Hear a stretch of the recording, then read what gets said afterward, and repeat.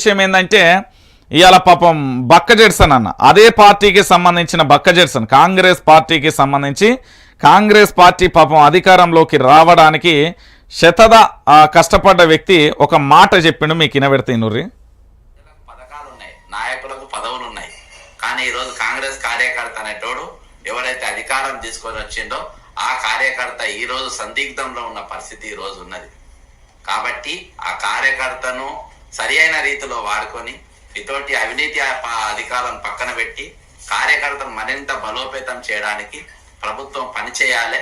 కార్యకర్తను సంధానకర్తలుగా వాడుకోవాలి.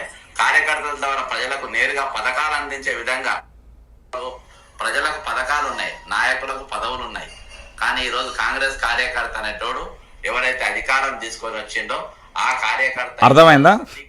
కాంగ్రెస్ పార్టీకి సంబంధించి కాంగ్రెస్ పార్టీ అధికారంలోకి రావడానికి ప్రముఖ పాత్ర పోషించిన బక్క జెడ్సన్ అన్న ఆవేదన అది. ఎందుకు అంటే జెండాలు మోసిన కార్యకర్తలు కార్యకర్తలుగానే మిగిలిపోయారు కాంగ్రెస్ పార్టీల. పాపం కాంగ్రెస్ పార్టీ కార్యకర్తలను పట్టించుకుంటలేరట. వాళ్ళు ఆందోళన వ్యక్తం చేస్తున్నారు.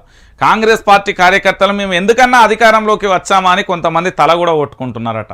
అన్నా మేము ఇంత కష్టపడితే నాయకులకు పదవులు వచ్చినాయి, ప్రజలకు పథకాలు అంటున్నారు, మరి కార్యకర్తగా నేను జెండా మోసి బ్యానర్ కట్టి ఆ ధర్నాలు చేసి రాస్తోరోక చేసి కేసుల పాలయ్యి ఇప్పుడు మేము పూర్తి స్థాయిలో అధికారంలోకి వస్తే కనీసం మమ్మల్ని పట్టించుకుంటలేరన్నా అని కాంగ్రెస్ పార్టీ కార్యకర్తలే కన్నీరు పెడుతున్నారు.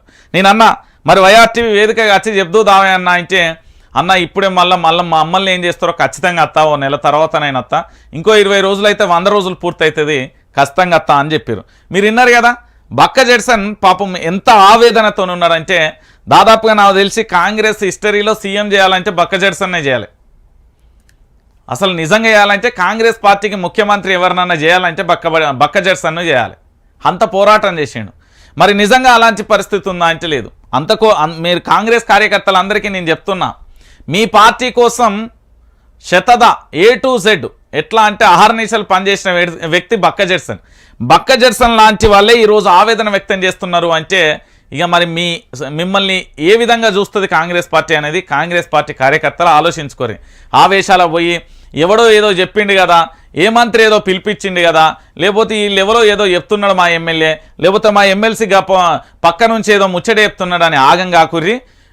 వాళ్ళు ఎవరు రాజకీయ నాయకులకు పదవులు వచ్చినాయి, వాళ్ళు దిల్దార్ ఎంజాయ్ చేస్తున్నారు.